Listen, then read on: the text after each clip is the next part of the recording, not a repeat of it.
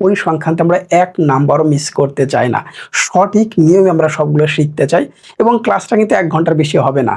এর মাধ্যমে সম্পূর্ণ অধ্যায় ক্লিয়ার হয়ে যাবে, বোর্ড প্রশ্নগুলো বিশ্লেষণ করা হয়ে যাবে, টেস্ট পেপারের কোশ্চেনগুলো বিশ্লেষণ করা হয়ে যাবে, নাথিং এলস।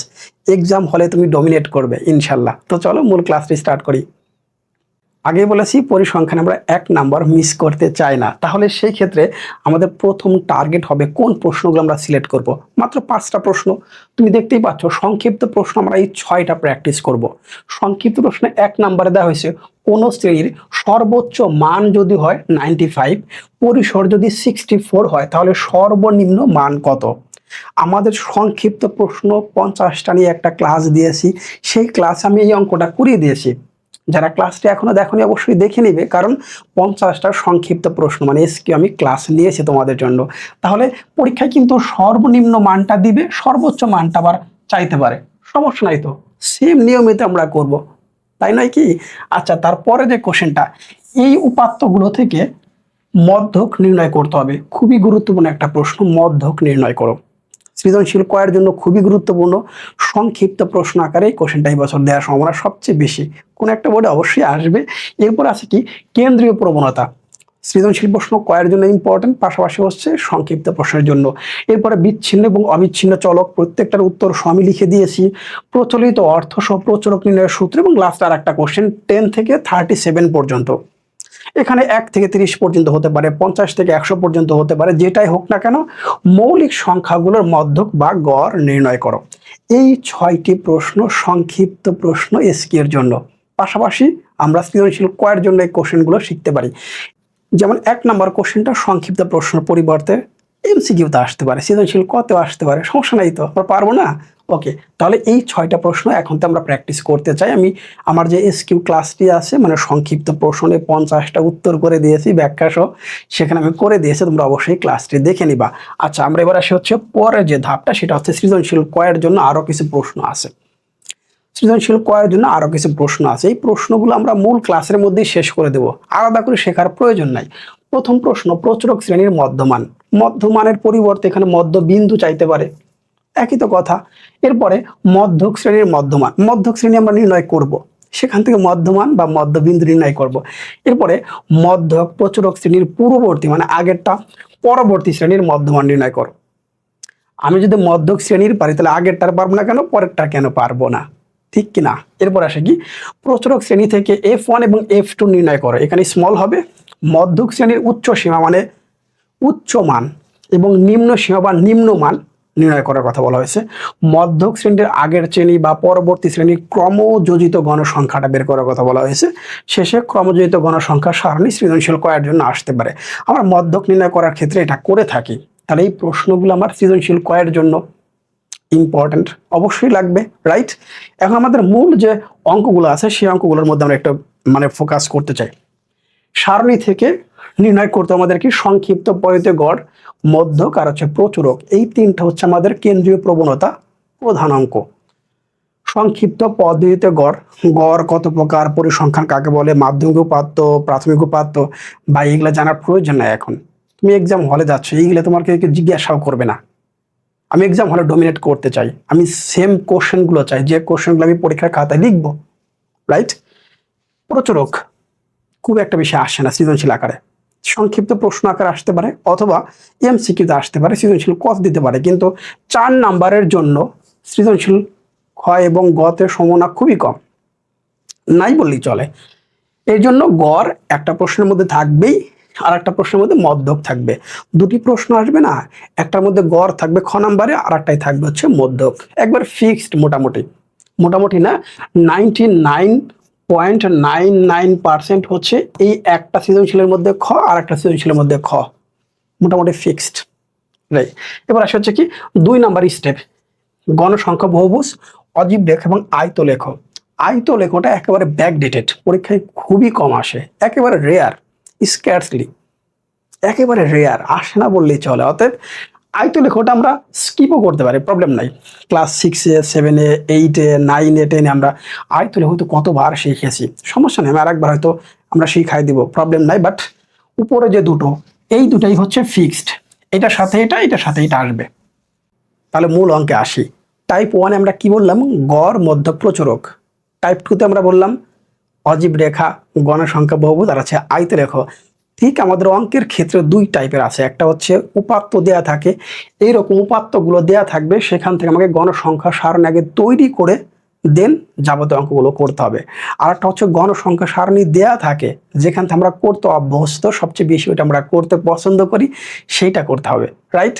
কিন্তু এই অঙ্কের মধ্যে গণসংখ্যা সারণী দেয়া নাই, আমাকে তৈরি করতে হবে, এইটা অনেকে করতে চায় না, অনেক কাছে বিরক্ত মনে হয়। কিন্তু আজকে আমি সহজ পদ্ধতি তোমাদের দেখাবো, আশা করি এরপর থেকে ভুল হবে না, তোমরা করতে চাবে। ওকে, তাহলে এখানে আমার যতগুলো উপাত্ত আছে, এই উপাত্তগুলো থেকে যদি আমি গণসংখ্যা সারণী তৈরি করতে চাই, তাহলে প্রথমে আমাকে কি করতে হবে, আমাকে পরিসর বের করতে হবে। পরিসরের সূত্রটা কি, সর্বোচ্চ উপাত্ত থেকে সর্বনিম্ন উপাত্ত আমরা বিয়োগ করে এক যোগ করে দেব। তাহলে সর্বোচ্চ মান মাইনাস সর্বনিম্ন মান প্লাস হচ্ছে কি 1। তাহলে এই উপাত্তগুলো থেকে আমি সবার আগে বের করবো এখানে সবচেয়ে বড় মান কোনটা। সবচেয়ে বড় মান আছে কত, 99, এবং সবচেয়ে ছোট মান কত, 51। তাহলে 99 থেকে 51 মাইনাস করে প্লাস 1 করলাম, আমার আসলে কত, 49। এবার আসা হচ্ছে শ্রেণী ব্যবধান। প্রশ্নে শ্রেণী ব্যবধান দেয়া থাকবে, শ্রেণী ব্যবধান 5 ধরে, 6 ধরে, 8 ধরে, 10 ধরে এটা উল্লেখ থাকে। যদি না থাকে সেই ক্ষেত্রে সংখ্যা যদি অনেকগুলো হয়, আমি শ্রেণী ব্যবধান 10 ধরবো, আর সংখ্যা যদি কম হয় সেক্ষেত্রে 5 ধরতে পারি। 5 এবং 10-এর মধ্যে আমরা সবসময় ধরে থাকি। বাট আমি আবারও বলতেছি, অনেকগুলো সংখ্যা আছে, সেই ক্ষেত্রে 10 ধরলে দ্রুত করা পসিবল। আর যদি সংখ্যা কম থাকে, 30টা, 25টা, 26টা, সেই ক্ষেত্রে 5 ধরতে পারি ব্যবধান, রাইট। তাহলে শ্রেণী ব্যবধান 10 ধরে শ্রেণীর সংখ্যা বের করতে হবে। গণসংখ্যা সারণীতে কয়টা ঘর হবে সেটা বের করার জন্য আমাকে শ্রেণী সংখ্যাটা আগে বের করতে হবে। 10 ধরেছি, এখন শ্রেণী ব্যবধান 10 ধরে শ্রেণীর সংখ্যাটা হবে, এই যে পরিসর, পরিসর 49 মাইনাস হচ্ছে ব্যবধান 10, আসলে কত, 4.9। কিন্তু শ্রেণীর সংখ্যা কখনোই দশমিকে রাখা যাবে না, এটাকে পূর্ণ সংখ্যায় লিখতে হবে। তার মানে আমরা পূর্ণ সংখ্যায় লিখব, পরের সংখ্যাটা 5, 5টা, উপরের নাম, নিচে মোট, তাহলে আরো দুটো ঘর এক্সট্রা হবে, মোট 7টা ঘর হবে। এখানে বেসিক হচ্ছে 5টা ঘর, এই সংখ্যার ঘর, উপরে নাম আর নিচে মোট, তাহলে আরো দুটো ঘর এক্সট্রা বাড়বে, তার মানে 7টা আমরা ঘর করব। শুরুতে আমরা জানলাম দশমিকে রাখবো না, 4.1 হলেও 5 লিখবো, 4.2 হলেও 5 লিখবো, 4.3 হলেও 5 লিখবো, অর্থাৎ দশমিক রাখা যাবে না। ইভেন 4.01 তারপরে 5 লিখবো, মানে পূর্ণ সংখ্যায় লিখতে হবে, বিচ্ছিন্ন এবং অবিচ্ছিন্ন চলকের মতো দশমিকে রাখা যাবে না। আচ্ছা, এখন আমরা শ্রেণী সংখ্যা আমাদের 5, তাহলে মোট ঘর হবে 7টা, উপরে নাম আর নিচে হচ্ছে মোটের ঘর, সেই ঘরটা আমরা তৈরি করে ফেলবো। এবং এটা করতে অনেকে কি করে, বিরক্ত ফিল করে, কিন্তু আজকে আমি সহজ পদ্ধতি তোমাদের দেখাচ্ছি। ওকে, নেক্সট আসি, আমরা 5টা ঘর নিয়েছি, আমি এখানে 51 দিয়ে স্টার্ট করেছি, যেহেতু 51 হচ্ছে সর্বনিম্ন সংখ্যা, আমি সেটা দিয়ে শুরু করব। তাহলে 51 থেকে 60 আমি কি করতে পারতাম, 50 থেকে 50 থেকে 59 এটাও লিখতে পারতাম, সমস্যা নাই, লেখা যাবে। তাহলে 51 থেকে 60, এখানে যেসব শিক্ষার্থী ভুল করে 51 থেকে 60 কতগুলো আছে সেটা খুঁজে বের করে, করা যাবে না, এটা করলে অনেক সময় বেশি লাগবে এবং তুমি এটা বোরিং ফিল করবে, আমরা এটা করবোই না। এরপরে 61, 71, 81, 91, আমরা এখন সেই সহজ পদ্ধতিটা দেখব। প্রথমটা হচ্ছে 51, আমরা একটা একটা করে করবো এখান থেকে। 75 এর ঘরটা হচ্ছে এইটা, একটা দাগ দিলাম। এরপর আছে 65 আছে এখানে, তাহলে একটা দাগ দিলাম। এবার আছে কত, 80 কোথায় আছে, এইখানে আছে, আর একটা দাগ দিলাম। এবার আছে কত, 55, এটা আমাদের প্রথম ঘরে, একটা দাগ দিলাম। এবার আছে কি 60, তাহলে 60 কোথায় আছে, এইখানে আছে, একটা দাগ দিলাম। এবার আছে কি 80 আছে এখানে, একটা দাগ দিলাম। এবারে 51, তাহলে 51। এরপর আছে 75 আমাদের এখানে আছে, 4টা হয়ে গেল। এরপরে 64 আছে আমাদের এইখানে, ওকে। এরপর আছে কি 70 আমাদের আছে এইখানে। এরপর আমাদের আছে 80 আছে আমাদের এইখানে, 4টা হয়ে গেছে, 5টা। এরপর 75 আমাদের হচ্ছে এটার মধ্যেই। এরপর আমাদের আছে কত, 55, এটা হচ্ছে প্রথমটার মধ্যে, দাগ দিলাম। এরপর আমাদের আছে কত 80, 80 আমাদের কোথায় এটার মধ্যে। এরপর আমাদের আছে কত 70, 70 কোথায় আমাদের 70 হচ্ছে এইখানে, ওইদিকে সব শেষ। 75, 75 আমাদের আছে হচ্ছে এটার মধ্যে। এবার 67, 67 আছে এটার মধ্যে, 5টা হয়ে গেছে। 80, 80 হচ্ছে এইখানে। 90, 90 হচ্ছে আমাদের এইখানে। 72, 72 হচ্ছে আমাদের এইখানে, 5টা হয়ে গেছে। এবার আছে কত 93, 93 আমাদের আছে হচ্ছে এটার মধ্যে। এবার আছে কত 85, 85 আমাদের এইখানে। এরপর কত 69, 69 আমাদের হচ্ছে এইখানে। 74, 74 হচ্ছে আমাদের এইখানে। 80, 80 আমাদের এখানেই আসবে। তারপর হচ্ছে কত 78, 78 এটার মধ্যেই আসবে। এবার আসে কত 64, 64 আমাদের আসবে হচ্ছে 64 এটার মধ্যে। এবার আবার 80, 80 চলে আসলাম। এরপরে 85, 85 আমাদের কোথায় 85 এইখানে। এরপরে 99, এটা হচ্ছে কি 2। আমাদের ইতিমধ্যে সবগুলো লেখা শেষ, সবগুলো লেখা শেষ। ভুল হতেই পারে কিন্তু নিয়মটা একটু মনে রাখো। এবার আমি কি কাউন্ট করব, এখানে 4টা দিলাম 4, এখানে 5, 6, 7টা 7 দিলাম, এখানে 7। এখানে হচ্ছে দেখতে পাচ্ছি কত 10, 14টা, এখানে 14টা। এখানে দেখতে পাচ্ছি কত 3, শেষে কত 2। তাহলে আমরা এখন যদি সম্পূর্ণ কাউন্ট করি, দেখো 7 এবং 3 মিলে 10, এবং এখানে হচ্ছে দেখতে পাচ্ছি 18, আবার এখানে হচ্ছে কত 2। তার মানে আমাদের 30 হয়ে গেছে, 30 হয়ে গেছে, একবার পারফেক্ট, পারফেক্ট 30 হয়ে গেল। আমাদের গণসংখ্যা সারণী কিন্তু ইতিমধ্যে তৈরি হয়ে গেছে। এখন গণসংখ্যা সারণী যেহেতু তৈরি করে ফেলেছি, আমি এখান থেকে সবগুলো দ্রুত বের করতে পারবো, পারবো না? আচ্ছা, আমরা পরের অঙ্কে চলে যাচ্ছি। আমাদের প্রধান অঙ্ক, এই অধ্যায়ের সবচেয়ে গুরুত্বপূর্ণ অঙ্ক। দুটো অঙ্কের মধ্যে একটার মধ্যে আসবে, ইভেন দুটোর মধ্যেও থাকতে পারে, সংক্ষিপ্ত পদ্ধতিতে গড় নির্ণয় করো। আমাদের মূল বইয়ে শুধু সংক্ষিপ্ত পদ্ধতিতে গড় নির্ণয় করার কথাই বলা হয়েছে, এবং এক্সামে এটাই কিন্তু আসে, অন্য কোনো পদ্ধতি নাই। শিখিয়ে লাভ নাই, পরীক্ষা আসবে না, তাহলে এটার উপরে ফোকাস রাখবো। এখন এই গণসংখ্যা সারণী থেকে আমি যদি সংক্ষিপ্ত পদ্ধতিতে গড় নির্ণয় করতে চাই, তাহলে উপরে আমি একটা টাইটেল লিখবো, সংক্ষিপ্ত পদ্ধতিতে গড় নির্ণয়ের সারণী, অথবা শুধু লিখবো গড় নির্ণয়, আর কিছু লিখতে হবে না। এখন আমার তো গণসংখ্যা সারণী আছে, না থাকলে ওইভাবে তৈরি করে নিতে হবে এক্সামে, রাইট? এখন যেহেতু দেয়া আছে শ্রেণী ব্যাপ্তি, আমি লিখলাম শ্রেণী ব্যাপ্তি, গণসংখ্যা 3 নম্বর ঘরে লিখলাম গণসংখ্যা। আমাকে নতুন করে 3টি ঘর, 3টি কলাম তৈরি করতে হচ্ছে। দেখো শ্রেণী ব্যাপ্তির মাঝখানে আছে কি মধ্যমান। মধ্যমান কিভাবে তৈরি করি? মধ্যমানটা হচ্ছে এই 21 যোগ হচ্ছে 30 ভাগ হচ্ছে 2। 21 যোগ 30 ভাগ 2 দিলে কত 25.5। আবার 31 যোগ হচ্ছে কত 40, 2 দিয়ে ভাগ করলে কত আসবে 45.5। দুটো যোগ করব, 2 দিয়ে ভাগ দিব, দুটো যোগ করব, 2 দিয়ে ভাগ দিব, তাহলে মধ্যমান বা মধ্যবিন্দু, যাকে আমরা বলতেছি xi, যাকে আমরা বলি xi, তার মানে দুটো যোগ করে 2 দিয়ে ভাগ দিব। এরপরে গণসংখ্যা যা আছে তাই, কিন্তু গণসংখ্যার নতুন একটা নাম ফ্রিকোয়েন্সি, মানে f, দেখো fi দিয়েছি আমরা। এরপরে নতুন আরেকটা কলাম দেখতে পাচ্ছি ধাপ বিচ্যুতি, স্ট্যান্ডার্ড ডেভিয়েশন। ওকে, তাহলে দেখতে পাচ্ছি ধাপ বিচ্যুতি। এই ধাপ বিচ্যুতি কিভাবে বের করব? ধাপ বিচ্যুতি বের করার জন্য আমাকে xi লাগবে, তার মানে এই সবগুলা মাইনাস হচ্ছে a। তাহলে এ আমরা কোনটা ধরবো? এ হচ্ছে অনুমিত গড়, অ্যাজাম্পশন।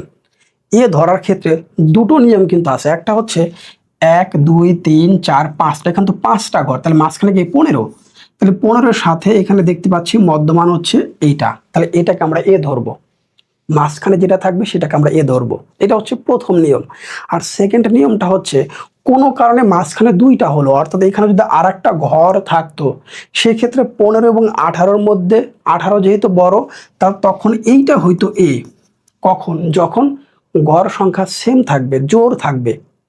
যখন জোড় থাকবে, দেখো 1, 2, 3, 4, 5, 5 বিজোড়, 1, 2, 3, 4, 5, আর একটা 6টা হলো, তখন কি হবে? তখন এটার মধ্যে গণসংখ্যা যেটা বেশি থাকবে তার পাশের মধ্যমানটা হবে তখন এ।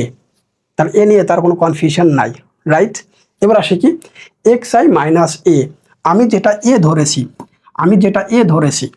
আমি এ ধরেছি হচ্ছে কত 45.5, তাহলে এটার আমি দিব কি 0, 45.5কে আমি এ ধরেছি, তাহলে এ বরাবর ডিরেক্ট 0।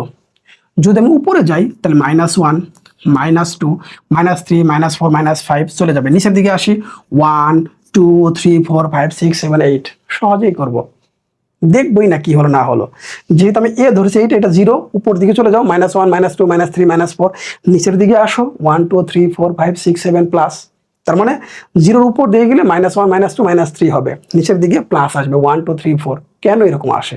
এর কারণ হচ্ছে xi এর মান হচ্ছে কত 45.5, কারণ সবগুলো xi মাইনাস এ এটাও 45.5, তাহলে 45.5 থেকে 45.5 বিয়োগ করলে কি 0 হয় না? তাহলে 0কে আমি যা দিয়ে ভাগ দিয়ে 0ই তো হবে, এই জন্য এটা হচ্ছে 0। এবার আসি xi এর মান হচ্ছে 35.5, 35.5 থেকে 45.5 বিয়োগ করলে কত হয়? -10 হয়। তাহলে -10কে +10 দিয়ে ভাগ করলে -1 আসতেছে না, তার মানে উপর দিকে যত যাচ্ছি মানটা তখন ঋণাত্মক মাইনাস, তাহলে উপরের দিকে মাইনাস, নিচের দিকে প্লাস। করার প্রয়োজন নাই, ডিরেক্ট খালি বসাই দিবা 0 -1 -2 -3 -4 চলে যাবে। ওকে, দেন হচ্ছে fi এবং হচ্ছে কি ui, অর্থাৎ এই ঘরের সাথে এই ঘরটা আমরা কি করব? গুণ করে দিব। -2 সাথে -8 গুণ করলে 8 দুগুণে 16, মাইনাস কত 12, 0-এর মতো 0, 18কে 18 গুণ করলে 7 দুগুণ হচ্ছে কত 14, 7 দুগুণে 14, রাইট? এই হচ্ছে টোটাল আমাদের অঙ্ক। এখন যোগ যদি আমরা করি প্লাস এবং হচ্ছে মাইনাস, ধরো এখানে আসলো কত 4, এখানে 4 আসলো, তাহলে fi এবং ইউ এর মান আসলো কত 4, 3 আসুক 2 আসুক -3 আসুক যা মনে তাই আসুক, fi ইউ এর মান যা আসবে সেই মানটা আমরা এখন কি লিখবো? গড় হিসেবে বের করব। তাহলে সুতরাং গড়ের জন্য আমাদের সূত্র হবে বার x সমান এই যে সেই a প্লাস হচ্ছে সামেশন অফ fi ui ভাগ হচ্ছে n গুণ হচ্ছে কি h। এখন n বলতে সবগুলোর যোগফল, সবগুলোর যোগফলটা কত আমরা যোগ করে দেখি, 28 সাথে প্লাস যোগ করলে কত 60। তাহলে এ হচ্ছে 45.5, তাহলে 45.5 প্লাস এটার মান আসলে কত 4, এটার মান হচ্ছে আমাদের কত 60, গুণ h হচ্ছে শ্রেণীব্যাপ্তি 31 থেকে 40 পর্যন্ত কত 10 হবে, 21 থেকে 30 পর্যন্ত 10 হবে, যেখানে যায় না কেন। তাহলে 31 থেকে 40 10। এখন এটা বের করার একটা পদ্ধতি হচ্ছে 30 মাইনাস হচ্ছে 21 যোগ হচ্ছে 1, ওই যে সেই পরিসর বের করার সূত্র প্রয়োগ করে বের করতে পারি, অথবা 21 থেকে আমি 21 22 30 গুনবো, 22টা কিন্তু গুনলে হবে না, রাইট? তাহলে এখানে এইটা বের করার নিয়ম হচ্ছে এইটা আমি আগে করব, ক্যালকুলেটরের সাহায্যে 4 ভাগ হচ্ছে 60 গুণ 10 যোগ 45.5, 4 ভাগ হচ্ছে 60 গুণ হচ্ছে 10 যোগ হচ্ছে 45.5, কখনোই ভুল হবে না। ভাগের কাজ আগে করবা, গুণ তারপর হচ্ছে যোগ, মান কখনোই ভুল হবে না। তাহলে এটাকে আমি ভাগ করব, গুণ হচ্ছে 10 যোগ হচ্ছে 45.5, ডিরেক্ট যে মানটা আসে ওটাই আমার হচ্ছে উত্তর। আশা করি গড় নিয়ে তোমাদের মধ্যে আর কোনো কনফিউশন থাকবে না ইনশাল্লাহ। এবার পরের অঙ্কটা দেখতে চাই। আমরা এই সারণী থেকে এবার মধ্যক নির্ণয় করব, সবচেয়ে গুরুত্বপূর্ণ মধ্যক। দেখতে পাচ্ছি যে সারণী যেটা আমাদের দেয়া আছে, শ্রেণীব্যাপ্তি আগের মতোই আছে, গণসংখ্যা আগের মতোই আছে, নতুন একটা ঘর দেখতে পাচ্ছি ক্রমযোজিত গণসংখ্যা। ক্রমযোজিত গণসংখ্যা কিন্তু আমাদের সৃজনশীল কতে আসতে পারে, যেটা আমরা শুরুতে দেখে আসছি। তাহলে শ্রেণীব্যাপ্তি গণসংখ্যা আগেই ছিল, নতুন একটা ঘর ক্রমযোজিত গণসংখ্যা বা যোজিত গণসংখ্যা।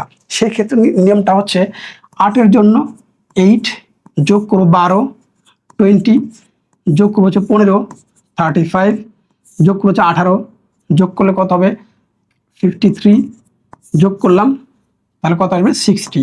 তাহলে এনের মান কত 60, এনের মান আসলো কত 60। 8-এর মতো 8, 8-এর সাথে 12 যোগ 20, 20-এর সাথে 15 যোগ 35, 35-এর সাথে 18 যোগ 53, যোগ করলাম 7, 60, অর্থাৎ পরপর যোগ হয়ে আসবে, কমিউলেটিভ। এই জন্য বলা হয় ক্রমযোজিত গণসংখ্যা। সহজ না? এখন আমার n এর মান হচ্ছে কত 60, আমাকে বের করতে হবে হচ্ছে কি মধ্যক। তাহলে লিখবো এখানে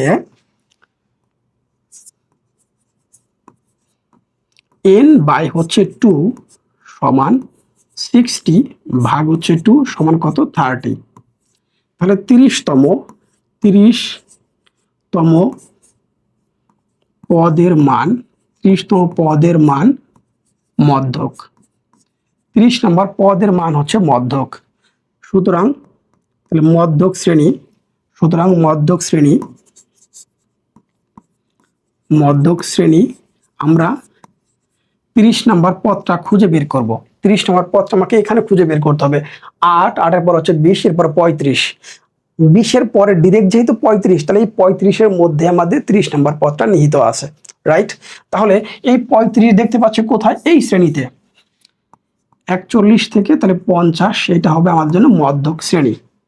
মধ্যক শ্রেণী, এই মধ্যক শ্রেণীর মধ্যে সবচেয়ে বড় মান হচ্ছে 50, সবচেয়ে ছোট মান হচ্ছে কত? 41। তা লোয়ার ভ্যালু হচ্ছে 41, লোয়ার ভ্যালু, আর হায়ার ভ্যালু হচ্ছে কোনটা? সেটা হচ্ছে কত? 50। সুতরাং মধ্যক, তাহলে মধ্যকটা আমরা বের করবো এবার। এল প্লাস মানে lower value L plus N by হচ্ছে 2, যেটা আমরা একটু করলাম, মাইনাস ক্যাপিটাল এফ সি গুণ হচ্ছে H by small F M.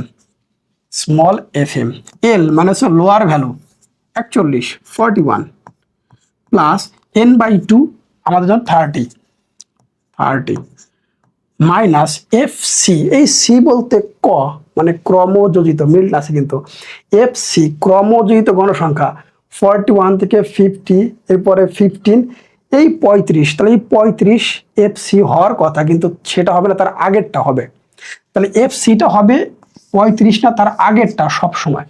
তাহলে কত? 20 লিখলাম, 20 গুণ এইচ, এইচ মানে শ্রেণী ব্যবধান 10, আর F M, M middle point মাঝখানে, এই যে এফ এম ফ্রিকোয়েন্সি মানে গণসংখ্যা, তার মানে 15, তার মানে হচ্ছে কত? 15। এই লাইন থেকে আমরা সবগুলো নিব, 41, 15, 35 না নিয়ে তার উপরটা নিতে হবে, জাস্ট এটাই হচ্ছে ব্যতিক্রম। এখন এখানে সেম আগের নিয়ম, 41 প্লাস মাইনাস করলে হচ্ছে 10 গুণ হচ্ছে 10 বাই হচ্ছে কত? 15। আমরা ভাগ করব, 10 ভাগ হচ্ছে 15 গুণ 10 যোগ হচ্ছে কত? 41। ভাগের কাজটা ক্যালকুলেটর একবারে না করে সিঙ্গেল আমরা করতে পারি। সেটা কিরকম? প্রথমে 10 ভাগ হচ্ছে 15 গুণ হচ্ছে 10 প্লাস যদি 41 দিই, ডিরেক্ট মান চলে আসবে, কখনো ভুল হবে না, কারণ ক্যালকুলেটরে ভাগের কাজটা আগে করে। এখন তুমি কি করলে? 41 প্লাস 10 গুণ হচ্ছে 10/15, মান কিন্তু অন্যরকম আসবে, এই ভুলটা কিন্তু করা যাবে না। যদি আমি একত্রে মানটা বের করতে চাই, সেক্ষেত্রে কি করব? 10 ভাগ হচ্ছে 15, এটা আগে করব, 10 ভাগ 15 গুণ হচ্ছে 10 যোগ হচ্ছে 41, তাহলে একবারে মানটা চলে আসবে। ওকে, আমরা এবার পরের অঙ্কটা দেখতে চাই। এবার হচ্ছে প্রচুরক, রাইট? প্রচুরকের ক্ষেত্রে এটা সহজ, নিচের সারণী থেকে প্রচুরক নির্ণয় করো। দেখতে পাচ্ছি এখানে গণসংখ্যার সর্বাধিক 18 বার, দেখতে পাচ্ছি সর্বাধিক 18 বার আছে এই শ্রেণীর মধ্যে, 51 থেকে 60-তে, তাহলে এই শ্রেণীতে সবচেয়ে বেশি আছে, তাহলে এই শ্রেণীতেই সবচেয়ে বেশি গণসংখ্যা। প্রচুরক মানে প্রচুর, সবচেয়ে বেশি যেটা আছে সেটা হচ্ছে প্রচুরক। তাহলে সবচেয়ে বেশি আছে কত? 18 বার, তাহলে এই শ্রেণীটাই হবে প্রচুরক শ্রেণী। প্রচুরক শ্রেণীর মধ্যে সবচেয়ে ছোট মান, লোয়ার ভ্যালু হচ্ছে 51, তাহলে এল হচ্ছে 51, এবং সবচেয়ে বড় মানটা হচ্ছে কত? 60। ওকে, তাহলে প্রচুরক নির্ণয়ের সূত্র এল প্লাস হচ্ছে উপরে F1, নিচে F1 প্লাস হচ্ছে F2 গুণ হচ্ছে সে আগের মতো এইচ। এখন এল বলতে আমরা লোয়ার ভ্যালু 51 প্লাস হচ্ছে F1, F1 হচ্ছে এই 18 থেকে আগেরটা বাদ দিলে, 18 থেকে যদি 15 বাদ দেই, 18 থেকে যদি আমি এইটা বাদ দিই, তাহলে আমার জন্য F1, তাহলে F1 হচ্ছে আমার জন্য 3, উপর লিখলাম 3, নিচেও 3 প্লাস এই 18 থেকে 7 বাদ দেই, তাহলে আমাদের 11, এইটা হবে আমার কাছে হচ্ছে F2। তার মানে 18 থেকে আগেরটা বাদ দিলাম। প্রচুরক শ্রেণীর যে গণসংখ্যা, সেই গণসংখ্যা থেকে আগেরটা বাদ দিলে F1, পরেরটা বাদ দিলে F2। এখন যদি এইখানে হতো তাহলে পরে বাদ দিতাম 0, এখন যদি এইখানে হতো তাহলে আগে বাদ দিতাম কি 0, এরকম। ওকে, তাহলে এখানে গুণ হচ্ছে এইচ, শ্রেণী ব্যবধান দেখতে পাচ্ছি কত? শ্রেণী ব্যাপ্তি এটা হচ্ছে 10, সেম আগের নিয়ম, এইটা আমরা আগে যোগ করে ফেলবো। যোগ করার ফলে যে মানটা আসবে, তাহলে দেখতে পাচ্ছি এল হচ্ছে 51 প্লাস উপর হচ্ছে 3 আর নিচে হচ্ছে 14 গুণ হচ্ছে 10। সেম আগের রুলসটাই তোমরা মনে রাখবা, আগে ভাগ করব, গুণ করব, দেন যোগ করব, মান কখনো ভুল হবে না। বুঝতে পারছো আশা করি। পরের অঙ্কটা আমরা চলে যাচ্ছি। নিচের সারণী থেকে অজীব রেখা সবচেয়ে ইম্পর্টেন্ট। অজীব রেখা, অজীব রেখার ক্ষেত্রে আমাদের কোশ্চেন দেওয়া আছে শ্রেণীব্যাপ্তি আর হচ্ছে গণসংখ্যা। শ্রেণীব্যাপ্তি লিখেছি, গণসংখ্যা লিখেছি, কিন্তু দুইটা নতুন ঘর দেখতে পাচ্ছি। একটা হচ্ছে অবিচ্ছিন্ন শ্রেণীসীমা আর একটা হচ্ছে ক্রমযোজিত গণসংখ্যা। তার মানে অজীব রেখা অঙ্কন করার ক্ষেত্রে এই দুটো জিনিস নতুন লাগতেছে। একটা হচ্ছে কি অবিচ্ছিন্ন শ্রেণীসীমা এবং আরেকটা হচ্ছে ক্রমযোজিত গণসংখ্যা। এখন অবিচ্ছিন্ন শ্রেণীসীমা আমি কিভাবে বের করব? অজীব রেখা বের করার ক্ষেত্রে একরকম, আবার আয়তলেখের ক্ষেত্রে আর এক রকম, দুই রকম। অবিচ্ছিন্ন শ্রেণীসীমা দুই ভাবে বের করতে হবে। একটা হচ্ছে অজীব রেখার ক্ষেত্রে একরকম, আয়তলেখের ক্ষেত্রে কিন্তু আর এক রকম, মাথায় রাখতে হবে। দেখো 51 থেকে হচ্ছে কত 30, এরপরে 31 থেকে হচ্ছে 40, এখানে সবচেয়ে বড় মান কত 30, এখানে সবচেয়ে বড় মানটা হচ্ছে 30। তাহলে এই বড় মানগুলো ধরে এই পাশের মানগুলো দিয়ে আমাকে অবিচ্ছিন্ন শ্রেণীসীমা তৈরি করতে হবে। এই পাশের 70, 60, 50, 40, 30, তাহলে তারাই কত হয় 20। তাহলে এই 20 থেকে শুরু হবে। তাহলে 20 থেকে 30, 30 থেকে 40, 40 থেকে 50, 50 থেকে 60, 60 থেকে হচ্ছে 70। আশা করি বুঝতে পারছো। সবসময় এই পাশের মানগুলো দিয়ে হবে কি অবিচ্ছিন্ন শ্রেণীসীমা। এই পাশে যে মানগুলো থাকবে সেই মানগুলো দিয়েই। আবার দেখাচ্ছি 70, 60, 50, 40, 30, তাহলে আগে কত হয় 20, তাহলে 20 থেকে শুরু, 20 থেকে 30, 30 থেকে 40, 40 থেকে 50, 50 থেকে 60, 60 থেকে 70, হয়ে গেল গণসংখ্যা আগের মতোই। আর ক্রমযোজিত গণসংখ্যা আমার মনে হয় তোমরা জানো, আগের অঙ্কটা আমরা করে আসলাম। সেটা কিভাবে? 8-এর মতো 8, 12 যোগ করলে 20, যোগ করলে 35, 18 যোগ করলে 53, 7 যোগ করলে 60, আমাদের হয়ে গেল ক্রমযোজিত গণসংখ্যা। এখন এই ক্রমযোজিত গণসংখ্যা আমি করব হচ্ছে ওয়াই অক্ষ বরাবর, আর এইটা করব আমি হচ্ছে এক্স অক্ষ বরাবর। তাহলে এটা হবে সব কাগজে এক্স অক্ষ আর ওইটা হবে কি ওয়াই অক্ষ, রাইট? একটু দেখি আমরা আসি। দেখো শুরু করেছি তাহলে আমরা কি থেকে 20 থেকে 20 থেকে 20, 30, 40, 50, 60, 70 শুরু করেছি, লিখে দিয়েছি। ছক কাগজের ক্ষুদ্রতম বর্গের বাহুর দৈর্ঘ্যকে একক ধরে এক্স অক্ষ বরাবর, এই এক্স অক্ষ বরাবর শ্রেণীর উচ্চ সীমা, ওই যে বড় মানটা আমরা শুরু করেছিলাম মনে আছে, ডান পাশের মানগুলো দিয়ে 20, 30, 40, 50 এটা দিয়ে, তাহলে শ্রেণীর উচ্চ সীমা এবং ওয়াই অক্ষ বরাবর ওয়াই অক্ষ বরাবর ক্রমযোজিত গণসংখ্যা নিয়ে অজীব রেখা অঙ্কন করা হলো। পূর্ববর্তী সংখ্যাগুলো বোঝাতে ভাঙা চিহ্ন ব্যবহার করা হয়েছে, লেখার দরকার নাই, লেখা রাখবে না এখন আর। দুই ঘরকে এক এক ধরি এরকম লেখার প্রয়োজন নেই, যতটুকু আছে ওটাতেই করে ফেলো, ছোট হোক প্রবলেম নাই। আচ্ছা পরের কোশ্চেন আমরা দেখতে চাই। এবার হচ্ছে আমাদের কি বহুভুজ, গণসংখ্যা বহুভুজ। আমাদের প্রশ্ন আছে শ্রেণীব্যাপ্তি, শ্রেণীব্যাপ্তি লিখলাম, গণসংখ্যা, গণসংখ্যা লিখলাম, মাঝখানে একটা নতুন ঘর দেখতে পাচ্ছি, শ্রেণীর মধ্যমান বা মধ্যবিন্দু। মধ্যবিন্দু আমরা প্রথম অঙ্কে দেখলাম 31 আর 40 যোগ করলে কত, 2 দিয়ে ভাগ করলে 35.5, 41 আর 50 যোগ করে 2 দিয়ে ভাগ করলে 45.5, সেম ভাবে পরেরটা 55.5, 65.5, 75.5, এরপরে 85.5। এইটা হচ্ছে আমাদের বেসিক, এটা হচ্ছে আমাদের বেসিক। এখন প্রশ্ন হচ্ছে এটার পরের ঘরটা কত হবে 95.5, এটার আগের ঘরটা কত হবে 25.5। এই দুটো মান মনে রাখতে হবে বলে আমাকে আগের ঘর এবং পরের ঘরটা মনে রাখতে হবে। কার ক্ষেত্রে? গণসংখ্যা বহুভুজের ক্ষেত্রে। তাহলে লাস্টেরটা এবং এখানে প্রথমটা কেন, এই দেখো শুরু হয়েছে 31 থেকে, 31 থেকে শুরু হয়েছে এবং শেষ হয়েছে 90 থেকে, এই জন্য দুটো ঘরকে আমাকে রাখতে হবে, পরেরটা এবং আগেরটা। খেয়াল করে দেখো 85 পরে 95 আর 35, তাহলে আগে কত হবে 25, ঠিক আছে? এই দুটো মান দিয়ে আমরা শুরু করব। এই মানটা হবে আমার এক্স অক্ষ আর এই মানটা আমার ওয়াই অক্ষ।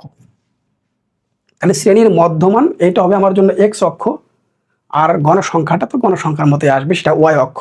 লিখে দিয়েছে দেখো, এই যে সেই 25.5 এবং এই যে 95.5, আর যা আছে তাই, সহজ না? দেখো ওই সেই 25.5 এবং লাস্ট হচ্ছে কত 95.5। এখানে লিখেছি ছক্কা গজের ক্ষুদ্রতম বর্গের বাহুর দৈর্ঘ্যকে একক ধরে এক্স অক্ষ বরাবর এই শ্রেণীর মধ্যমান ওয়াই অক্ষ বরাবর গণসংখ্যা নিয়ে গণসংখ্যা বহুভুজ অঙ্কন করা হলো। সহজ না? চিন্তা করে দেখো। এরপর যেন আর ভুলটা না হয়। পরের অঙ্ক আমরা দেখি আয়তলেখ। এটা না করলেও হয়, তারপরেও কেয়ার করা তোমাদের ক্ষেত্রে। এইখানে অবিচ্ছিন্ন শ্রেণী সীমা আর ওইখানে অবিচ্ছিন্ন শ্রেণী সীমার মধ্যে পার্থক্য কি ছিল? ওইখানে আমরা এই পাশেরটা ধরে করেছিলাম, কিন্তু এখানে আমরা এই পাশেরটা ধরে করব। কিরকম? 41কে আমরা 0.5 কমাই দিব আর এদিকে 0.5 বাড়াই দিব। তাহলে এখান থেকে 0.5 যদি মাইনাস করে দেই আর এখানে যদি 0.5 প্লাস করে দিই, সেম একই কথা। দেখো এখান থেকে 0.5 মাইনাস করলে 40.5, 45.5, 45.5, 50.5, সেম ভাবে সবগুলো হয়ে গেছে। এই মানগুলো আমি লিখবো হচ্ছে কি অক্ষ বরাবর? এক্স অক্ষ বরাবর। আর এই মানগুলোকে লিখবো হচ্ছে ওয়াই অক্ষ বরাবর। এটাই তো পার্থক্য। তার মানে এইখানের অবিচ্ছিন্ন শ্রেণী সীমা আর ওইখানের অজীব রেখার অবিচ্ছিন্ন শ্রেণী সীমা একরকম না, একটু ভিন্ন আছে। এখানে আমি 0.5 কমাই দিচ্ছি আর বাড়াই দিচ্ছি, আর ওইখানে আমি কিন্তু উচ্চ সীমা ধরে করেছিলাম, এই পাশেরগুলো ধরে আমি করেছিলাম। মনে করে দেখো, এই পার্থক্যটা মনে রাখলে আর কখনোই ভুল হবে না। সেম ভাবে দেখো, এই সেইটা অবিচ্ছিন্ন শ্রেণী সীমা 0.5 দিয়ে ওই লাস্ট পর্যন্ত চলে গেছে। এখন ডটগুলো কিভাবে বসাইছি সেটা কি বলতে হবে? মনে হয় না, জাস্ট দেখে দেখে বসাই দেবো। সেম লেখাটাই লিখে দিয়েছে, সবগুলোর ক্ষেত্রে লেখাটা কিরকম। এই লেখার জন্য আলাদা খুব একটা মার্কস দিয়ে কাটবে তা কিন্তু না, খালি মূল টপিকটুকু লিখে দিলেই হলো। কি লিখছি দেখো, ছক্কাগজের ক্ষুদ্রতম বর্গের বাহুর দৈর্ঘ্যকে একক ধরে এক্স অক্ষ বরাবর এখন হচ্ছে কি অবিচ্ছিন্ন শ্রেণী সীমা এবং ওয়াই অক্ষ বরাবর গণসংখ্যা নিয়ে আয়তলেখ আঁকা হলো। আমাদের বেসিক কিন্তু সবগুলো অঙ্ক শেষ, সবগুলো অঙ্ক শেষ। চিন্তা করে দেখো, আমাদের আর কোনো অঙ্ক নেই এই অধ্যায়ে। আমরা খুব ভালো মতো করে যে কোনো সৃজনশীলের ক বলো, সৃজনশীলের সংক্ষিপ্ত প্রশ্ন বলো, ইভেন এমসিকিউ আমাদের অনেক ক্ষেত্রে সলভ হয়ে যাবে। আমার মনে হয় না এখন থেকে তোমরা আর কখনো পরিসংখ্যানে ভুল করবে। আমরা এই অধ্যায়ে আরো কিছু অঙ্ক করতে চাই। এখানে যে অঙ্কগুলো, এই অঙ্কটা আমি সলিউশন করেই দিয়েছি। বাকি যে 5টা অঙ্ক আছে, এই 5টা অঙ্ক একটা স্ক্রিনশট রাখো। এখন থেকে এই 5টা অঙ্ক সলিউশন করবে, এই 5টা অঙ্ক সলিউশন করবে। ইনশাল্লাহ পরিসংখ্যানে তোমার 100% নাম্বার চলে আসবে, কখনোই ভুল হবে না। 5 দিনে বলেছিলাম গণিত কমপ্লিট করে দেবো, আজকে শেষ হয়ে গেল। যারা এখন পর্যন্ত বাকি 4টা ক্লাস দেখনি অবশ্যই দেখে নেবে, এক্সাম হলে গিয়ে তুমি ডমিনেট করতে পারবে। জাস্ট এই 5টি ক্লাস দেখো, 5টা ক্লাস কিন্তু 5 ঘন্টাও হবে না, তার কম হবে। আমি কিন্তু একটা অঙ্ক করার পরে মোবাইল হাতে নিয়ে কারা কারা কমেন্টস করলো এগুলো দেখে টাইম কিল করিনি, একদম focus, on focus exam, nothing else. প্রিয় শিক্ষার্থী, তুমি চাইলে এখন আমাদের কোর্সে এনরোল করতে পারো। মাত্র 5টা ক্লাস, ইভেন আমি ত্রিকোণমিতির ক্লাসটাও করে দিয়েছি, তুমি চাইলে সেই ক্লাসটাও দেখে নিতে পারো। আমাদের কোর্সে মাত্র 32টা সিকিউ, এমসিকিউ হচ্ছে 199টা এবং এসকিউ তো 50টা, তোমরা জানোই। এটা দিয়েছি। আমাদের ওয়েবসাইট তোমরা দেখতেই পাচ্ছ www.rajuacademy.com, এবং হচ্ছে হোয়াটসঅ্যাপে গিয়ে লিখবে হ্যাঁ স্যার আমি ম্যাথ কোর্সটা নিতে চাই। তুমি ক্লাস 9 হও, কোনো প্রবলেম নাই। ক্লাস 9 হলে মাত্র 15 দিনে গণিত কমপ্লিট, ক্লাস 10 হলে 15 দিনে গণিত কমপ্লিট। আর যারা এসএসসি 26 তাদের জন্য মাত্র 5 দিন, শেষ, নাথিং এলস। পরীক্ষায় তুমি ডমিনেট করবে ইনশাল্লাহ। অনেক ভালো থাকো, আসসালামু আলাইকুম।